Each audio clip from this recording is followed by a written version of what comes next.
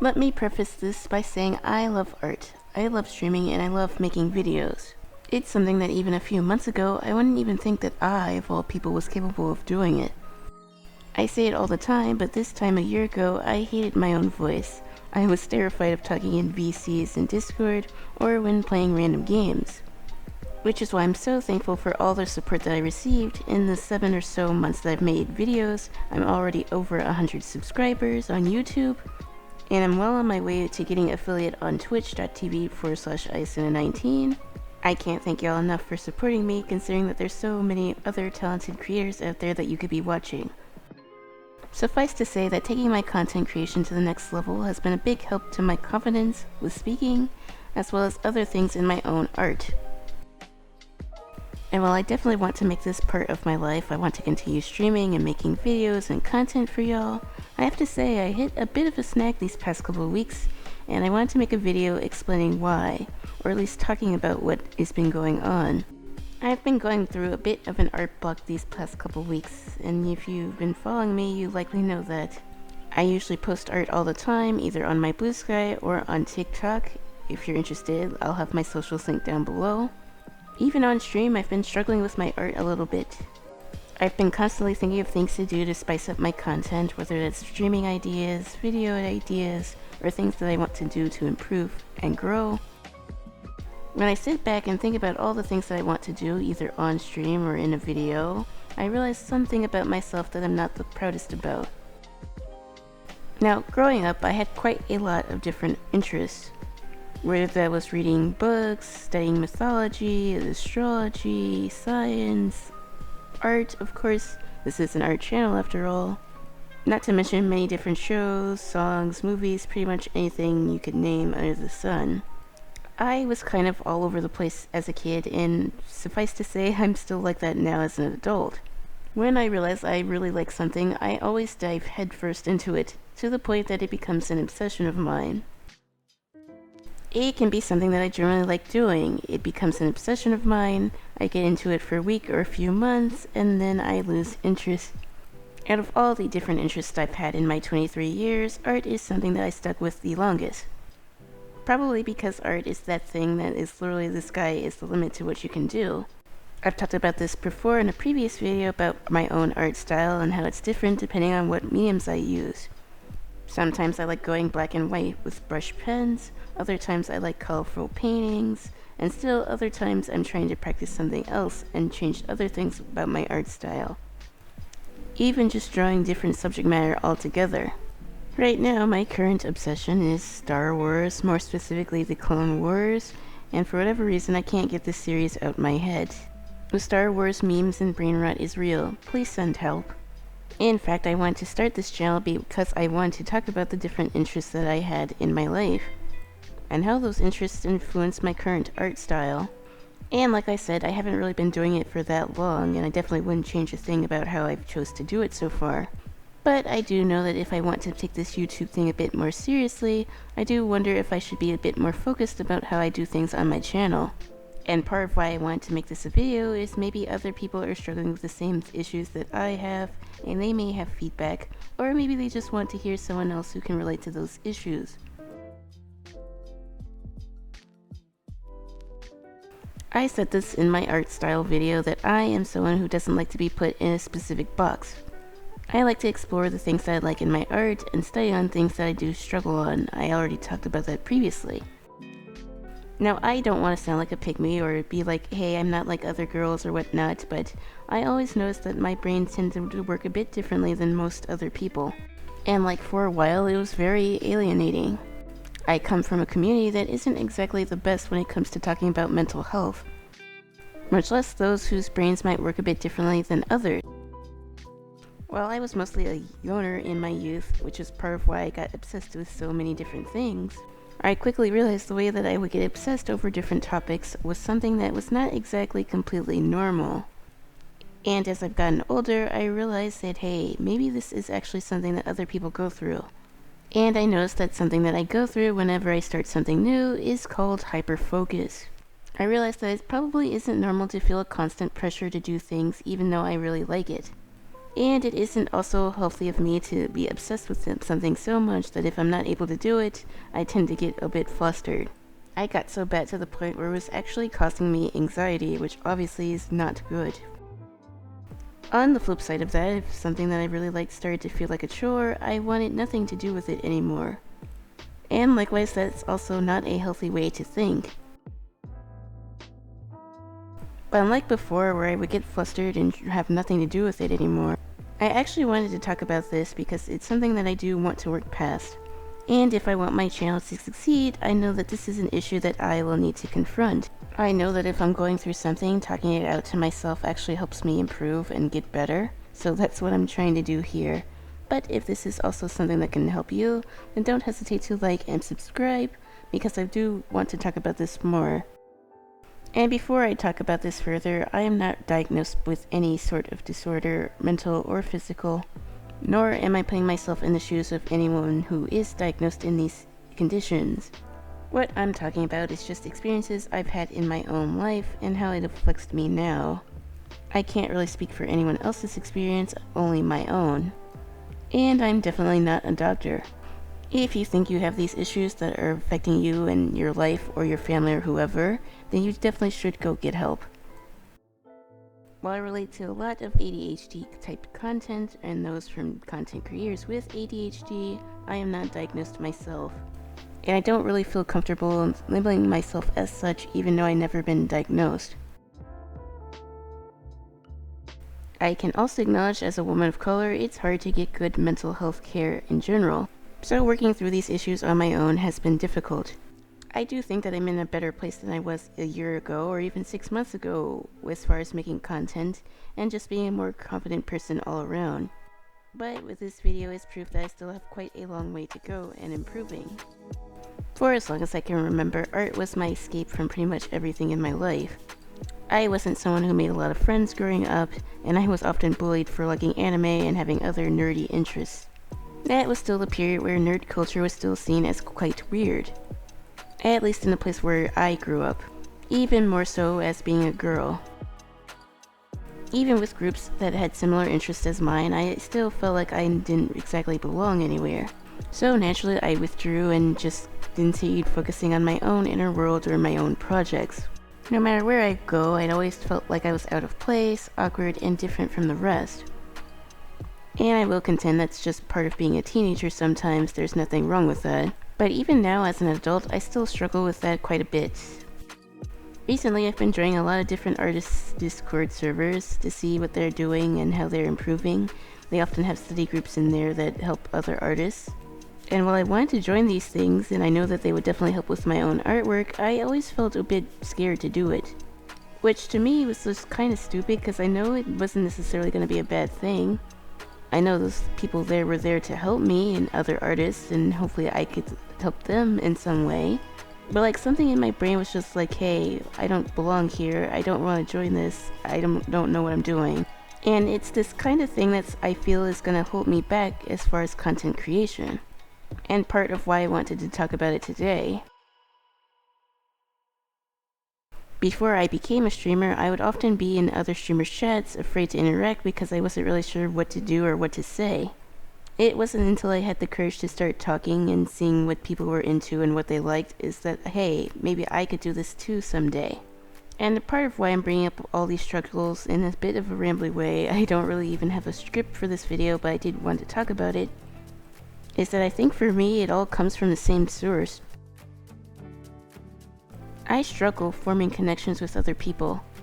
And it's pretty much been the case for pretty much all my life, including my own family members. I think part of that is why I even do art in the first place, and I absolutely love art, don't get me wrong, but thinking about why I do it is probably because of that. I struggle to express myself. Even in a group setting of like-minded people, I feel like I never really had anything interesting enough to share. Or I thought that I was too boring or had a dry personality. It was part of the reason why I was hesitant in general to start streaming, even though it turns out that I have a lot of fun doing streams. And I'm surely not looking for pity, but for so long I definitely felt like there was something wrong with me or I was just broken. If I couldn't connect with people that shared similar interests to me, was there truly something wrong with me? I didn't know at the time. While I still do struggle with reaching out sometimes, I have grown more comfortable with being an outcast. Basically, I said all of that to say that I know my brain works a bit differently than other folks. And if I want my channel to be successful or at least sustaining, I need to be more patient with myself and learn how to work around it. Despite the things that I have said just now, I am in a better spot mentally than I have been in many years. And while I'm still not quite as consistent enough with content as I would like to be, hopefully that will change next year, I am okay. I'm using this channel as a way to express my interests and work on my own issues as far as self-expression. In a way, I already see the change in myself, it's just that I have a long way to go. I know that I go too strong on certain things to the point of where I feel burnt out. And I seriously don't want this to happen to my channel because I have a lot of fun making content here and I want to continue growing. I hate to sound like a boomer, but part of the reason why I think I was going through this is that I was spending too much time on social media, instead of really connecting with art and what I want to do for my own artwork and personal growth. I had already deleted my Twitter account and deleted the app off of my phone for Twitter, and I've also taken a step back from other social media platforms. I still go on TikTok sometimes to post artwork and other things, but I don't really spend that much time on there anymore.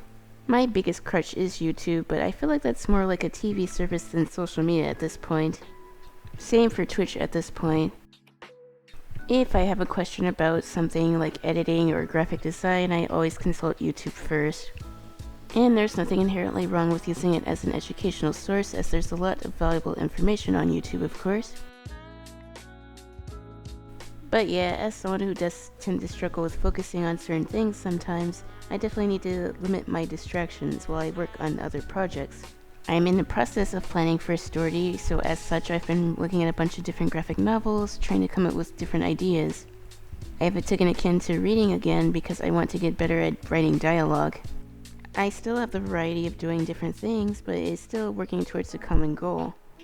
I already know this to be true for myself, but if I don't have an interest in learning something, I'm definitely going to struggle with doing it. For instance, before I drew Ahsoka here from Star Wars The Clone Wars, I was doing some practice drawings of drawing a bunch of different shapes. I drew a bunch of different cubes, and that took me quite a while. It took me almost an hour. Actually, almost 2 hours. But this particular drawing took me more like an hour and a half, from start to finish.